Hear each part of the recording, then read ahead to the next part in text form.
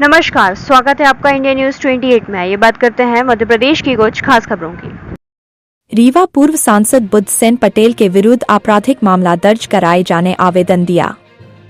विगत दिनों ओबीसी महासभा के एक कार्यक्रम में पूर्व सांसद बुद्ध सेन पटेल द्वारा ब्राह्मण समाज को लेकर एक गंभीर और आपत्तिजनक बयान दिया गया था, जिसके कारण ब्राह्मण समाज में आक्रोश का वातावरण निर्मित हुआ है, जिसके विरोध स्वरूप ब्राह्मण समाज के अधिवक्ताओं द्वारा थाना सिविल लाइंस में जाकर बुद्ध सेन पटेल के विरुद्ध आपराधिक प्रकरण दर्ज करवाने आवेदन दिया गया। ज्ञात हो कि बुद्ध सेन पटेल ने गडरा की घटना का समर्थन करते हुए पुलिस के शहीद एएसआई और ब्राह्मण समाज के विरुद्ध आपत्तिजनक टिप्पणी की है और आदिवासी समुदाय को उद्वेलित करते हुए कहा है कि वो हिंसा का रास्ता चुने और ब्राह्मण समाज पर हिंसात्मक रुख अपनाए। उक्त आवेदन सौंपने में advocate Manvendra Dwivedi, advocate Anant Mishra, advocate Brijendra Pandey, advocate Akhilesh Dwivedi, advocate Vivek Sharma, advocate Ganesh Shukla, advocate Devansh Shukla, Brijgopal Mishra और विकास दुबे मौजूद रहे। हुजूर तहसील ब्यूरो चीफ रीवा संजय विश्वकर्मा की रिपोर्ट।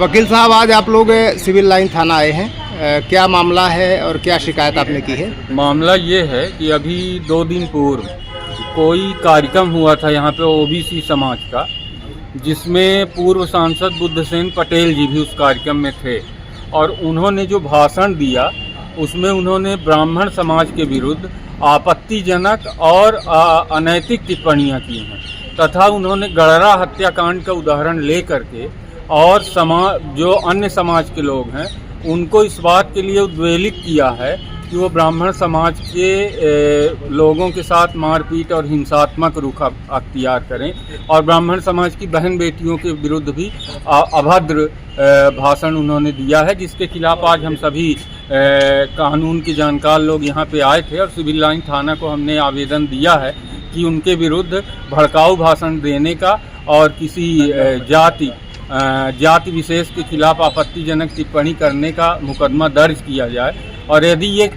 पुलिस प्रशासन इस पर ध्यान नहीं देती और मामला नहीं दर्ज करती तो हम लोग खुद परिवार लगा करके और बुद्ध सेन पटेल जी के खिलाफ मामला दर्ज कराएंगे। जैसा कि देखने में आ रहा है कि इस समय जातिगत दुर्भावना ज़्यादा पनप रही है और अच्छे अच्छे पदों पर पहुंचने वाले लोग संविधान और कानून की लाइन से हटकर जो है अपने वोट की राजनीति और जाति की राजनीति करने लगे हैं।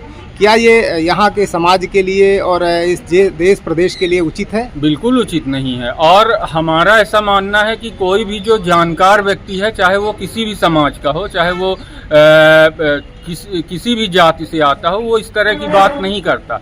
लेकिन ये जो लूटे पिटे नेता हैं, ये बुद्ध सेन पटेल जी, आप इनका इतिहास यदि देखेंगे तो भारत का शायद कोई भी ऐसा राजनीतिक दल नहीं रहा है जिसके ये सदस्य नहीं रहे। ये कांग्रेस में रहे, ये भाजपा में रहे, ये इस समय वर्तमान में वो तेलंगाना की एक पार्टी है भारत राष्ट्र समिति के चंद्रशेखर राव की, उसके वो सदस्य हैं।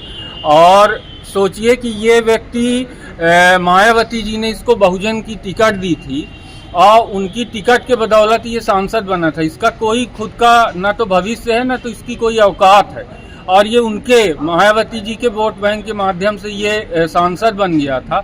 ये अपनी माने दोबारा से राजनीतिक पृष्ठभूमि तैयार करने के लिए इस तरह के बयान दे रहा है। और इस जब से ये गडरा हिंसा हुई है उसके बाद से जो भी लोग इस तरह के बयान दे रहे हैं वो सिर्फ अपनी राजनीतिक पृष्ठभूमि तैयार करना चाहते हैं, इसलिए उस नहीं। अभी जैसे आदिवासियों के साथ गलत हुआ या आदिवासियों ने गलत किया, मुद्दा यहाँ तक था, लेकिन सबसे ज़्यादा इस समय छटपटाहट जो है उस घटना को लेकर आदिवासियों के डिफेंस में ओबीसी वर्ग को आ रही है। इसे किस नज़रिए से देखते हैं? ओबीसी वर्ग को भी नहीं आ रही। ओबीसी वर्ग के कुछ नेता जिनकी कोई जमीन है नहीं, वो सिर्फ जमीन बनाने के लिए इस तरह की नौटंकी कर रहे हैं।